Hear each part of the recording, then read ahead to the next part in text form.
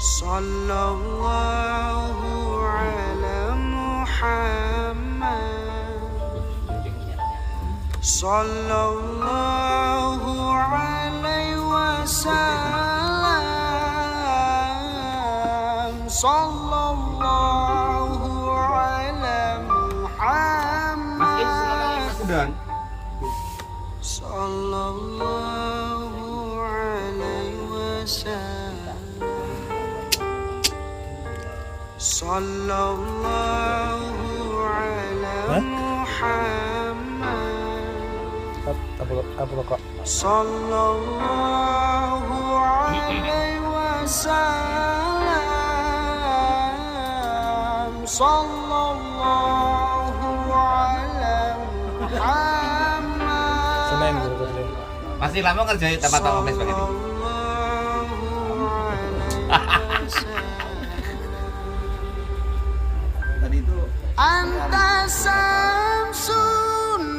Akan berjuang, apapun akan dikerjakan untuk mendapatkan yang dicintainya tadi. Apa yang disahwatkannya tadi, yaitu fa inna man ahabba syai'an fahuwa abduhu. Barang siapa yang mencintai sesuatu, maka dia akan menjadi budak atau hambanya. Pokoknya disakiti ya ikut, ya kan? Diselingkuhin ya sudah masih terima wae. Itu. Direwangi Pak Guru Tamrin, tengok. Malam-malam jalan ke Jambi demi apa? Demi yang dicintai. Ya sama Pak Guru Tamrin datang ke sini, ya kan? Demi apa? Ya demi dicintai, yaitu ilmu. Bojo ditinggal, anak ditinggal, ya kan? Sekolahan ditinggal, SD ditinggal, omah ditinggal, demi karena cintanya kepada ilmu. Nah, itu sama dengan Pak Janis ya. Aturan kok 2000.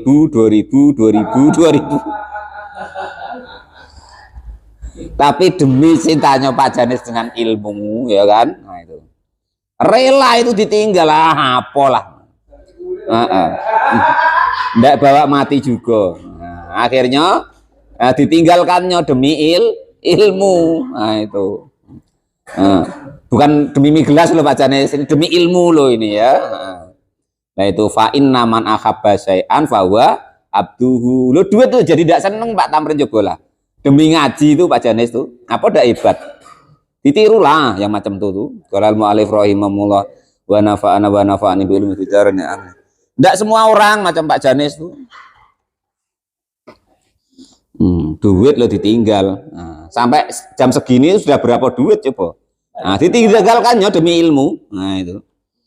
Qala al-mu'allif rahimahullah wa nafa'ani bil ilmi fitarin amin ya rabbal alamin. Saya tidak menerangkan lainnya Bang Edi. Saya cuma menerangkan karena cinta ilmunya Pak Janis tadi dengan ilmu.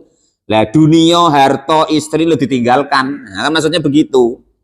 Nah, demi cintanya Pak Janis dengan ilmu. Nah, itu begitu. Lu ngantuk ditahan no, demi ilmu. Lah itu nara Pak Janis separo kuat. Kalau Pak Guru no mumpung guyu-guyu ya telap deh. Kalau wis diisi gelas ya. Wasabru, dan juga sabar, yasirun yang sedikit. Wasabru dan adapun sabar itu yasiru menjadikan apa sabar al-abida kepada hamba, seorang hamba. Sabar tadi akan menjadikan seorang hamba mulukan menjadi seorang raja atau orang yang mulia. Jadi kesabarannya Pak Janis atas hal apapun itu nanti akan membuahkan hasil yang Pak Janis itu menjadi orang yang mulia. Ya. Orang kok mau sabar Pak Janis, ya, itu nanti akan dikasih derajat yang tinggi oleh Allah Subhanahu wa Ta'ala. Semuanya itu sudah ditakdirkan, sudah ditentukan oleh Allah Subhanahu wa Ta'ala. Kalau kita mau bertahan sedikit, ya maka itu semuanya akan lewat.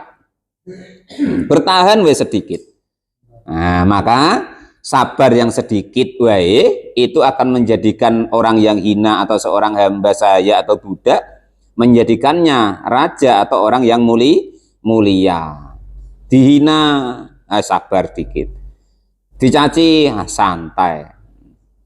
Dicepret apa kemarin Pak Rosyad?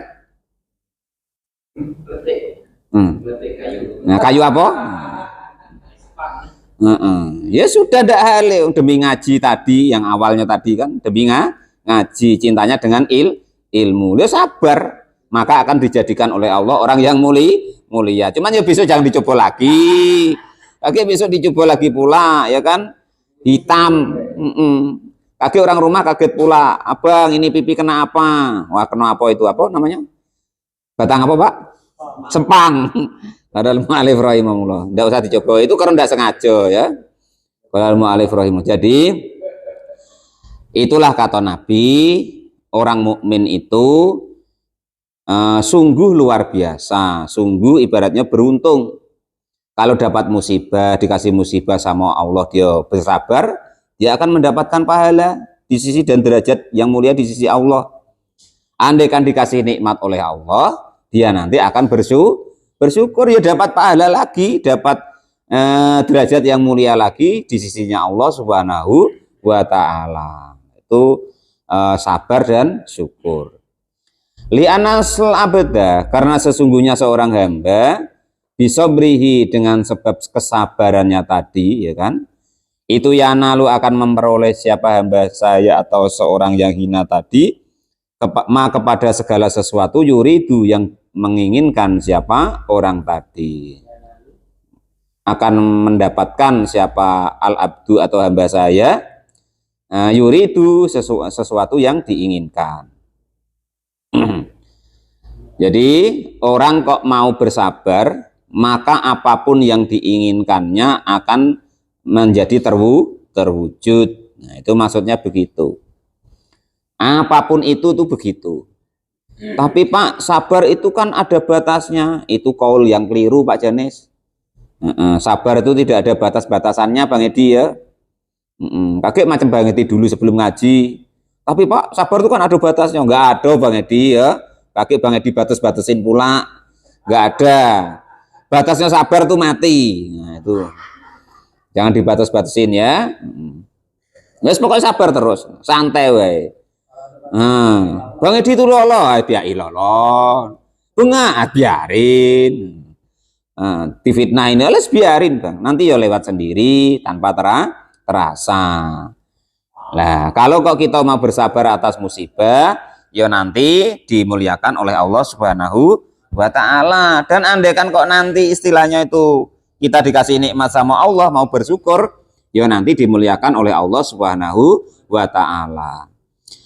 Ala taro, apakah tidak melihat kalian semua, ay ala yasilu, artinya apakah tidak sampai amaluka, amalmu ila kisoti Sayyidinal Karim, kepada kisahnya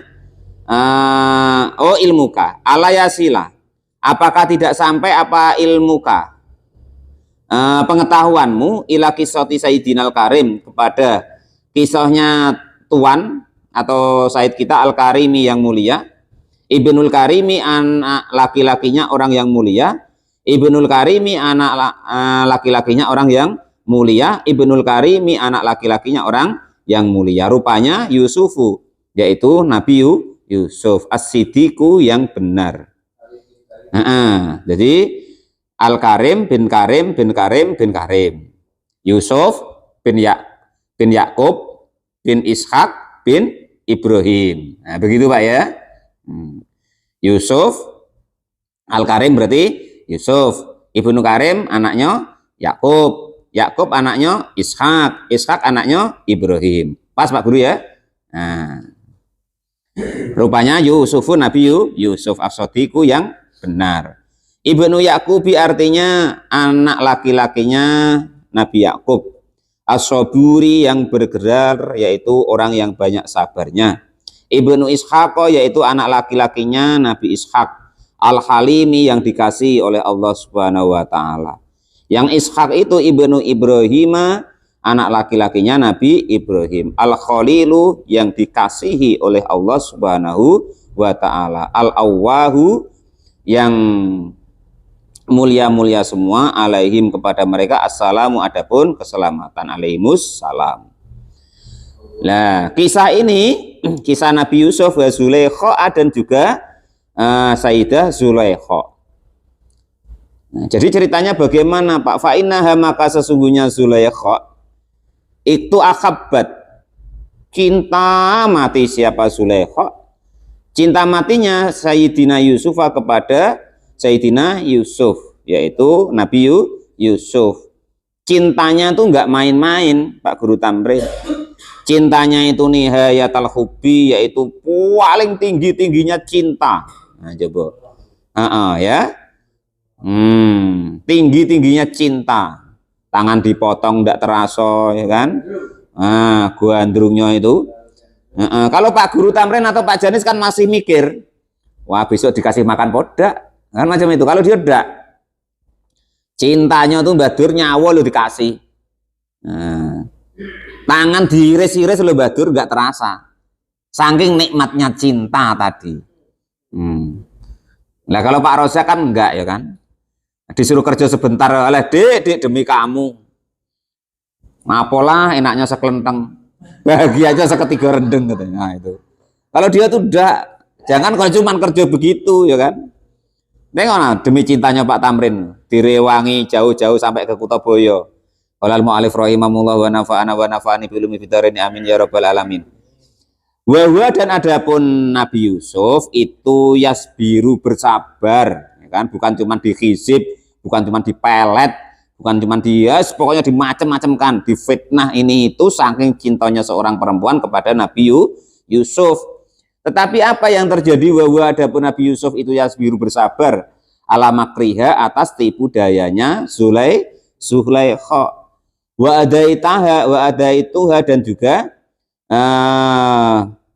menyakitinya Zulaikha karena kesabarannya difitnah, di ini di itu, ya kan?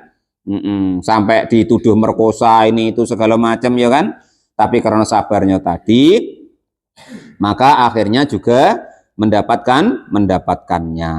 Itu seperti itu. Jadi inti daripada makalah yang ke-16 yang pertama yaitu, kalau kok seseorang itu menuruti syahwat keinginannya, maka hidupnya akan terhina baik di dunia maupun akhirat. Nah, itu ya. Karena syahwat itu nanti akan mengantarkan seseorang walaupun semulia apapun menjadi hina. Nah, terus yang kedua, seseorang apabila mau mempunyai sifat yang sabar, walaupun sedikit, walaupun orang itu asalnya hina, asalnya bukan apa-apa, akan menjadi mulia di sisi Allah Subhanahu wa Ta'ala. Nah, itu intinya yang dicontohkan, dikisahkan antara Nabiullah Yusuf dengan Sayyidah Zulaikha. Itu inti atau kesimpulan makalah yang ke-16.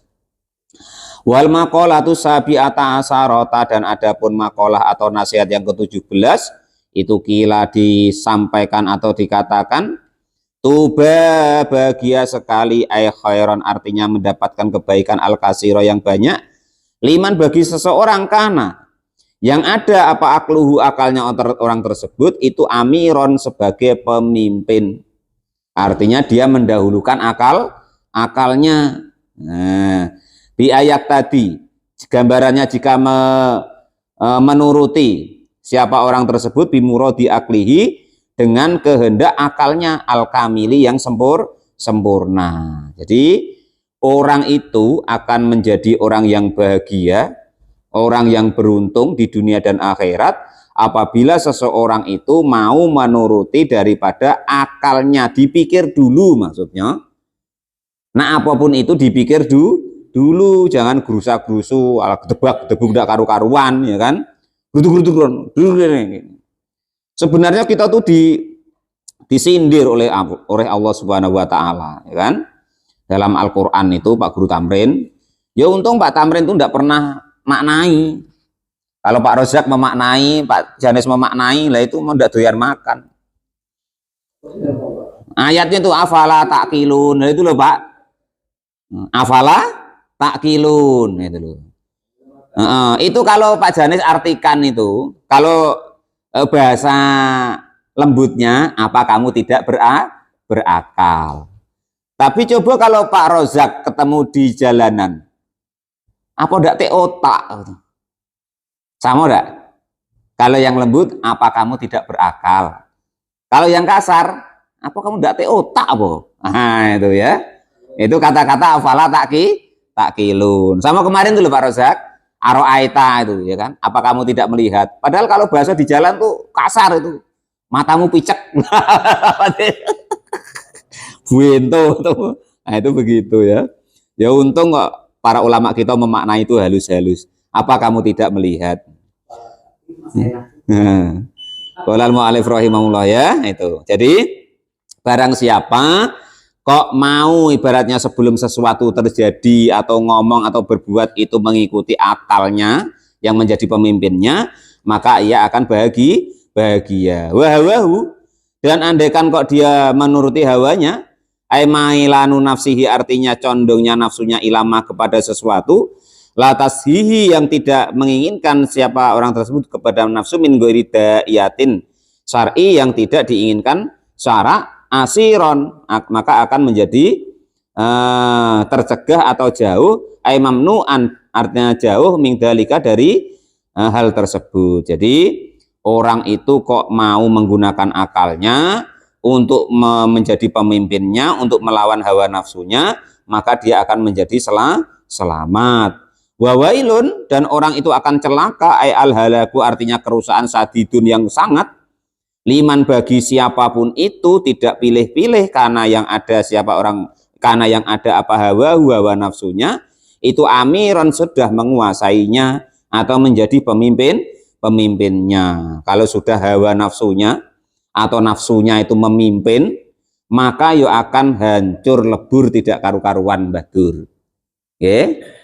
Apapun itu, Mbah. Nah, contoh, nak menang sendiri pembadur imam, nak menang sendiri pembadur orang tua, nak menang sendiri Pak guru tamrin guru, tidak mau ngalah sama muridnya harus nurut aku. Nah, yang benar tuh begini.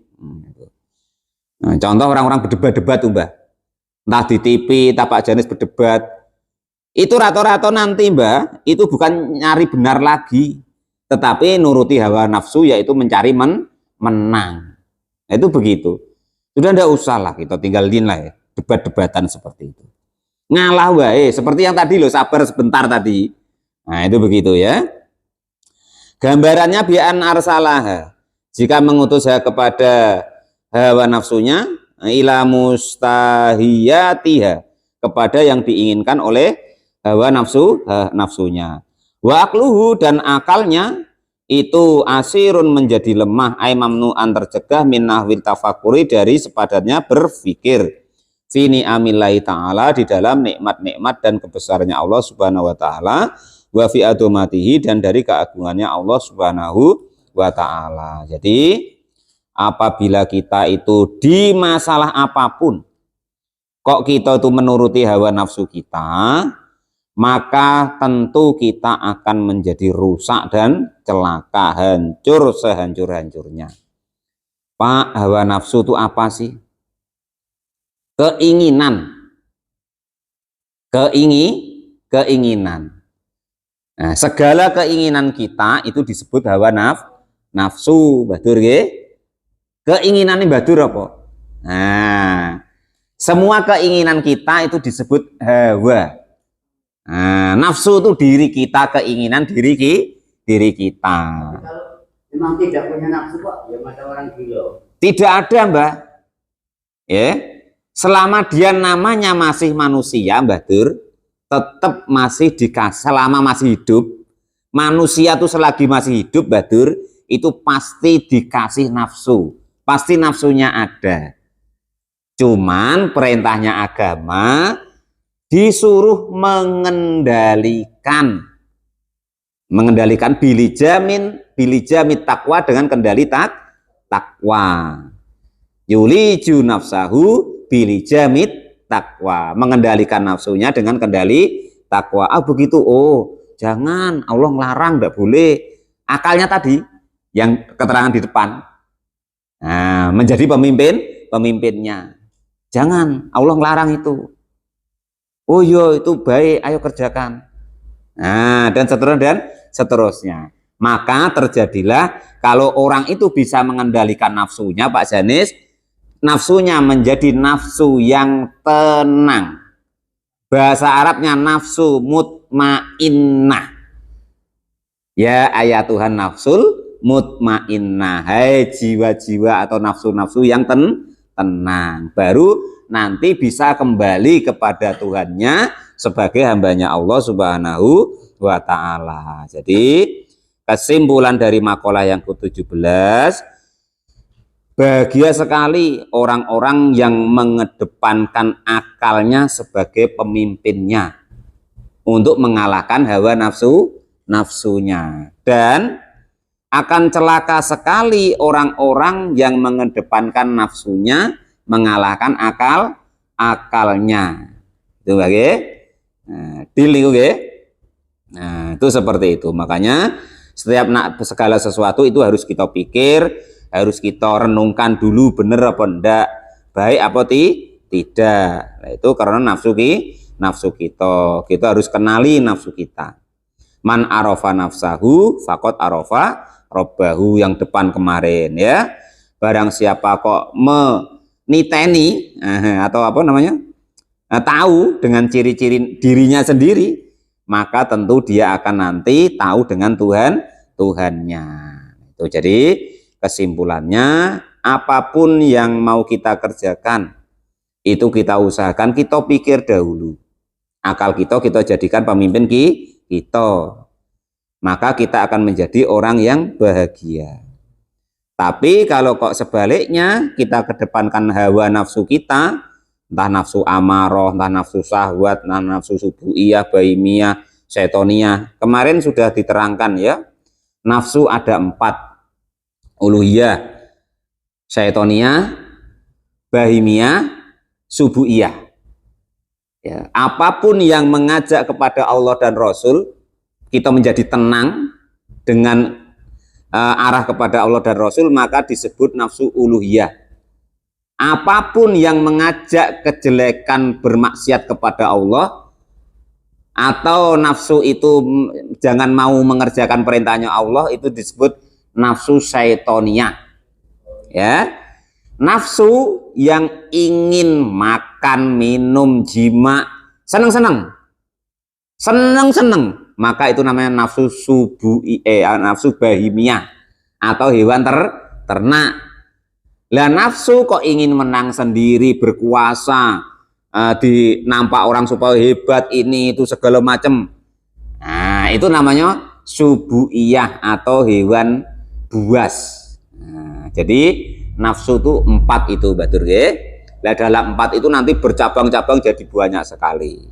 Nah, itu kurang lebih seperti itu. Jadi kesimpulan yang makalah nomor 17 yaitu bahagia sekali orang yang mengedepankan akalnya untuk menjadi pemimpinnya, dan akan celaka sekali seseorang itu yang mengedepankan hawa nafsunya untuk menjadi pemimpinnya. Demikian, wallahu a'lam bishawab. Alhamdulillahirabbil alamin.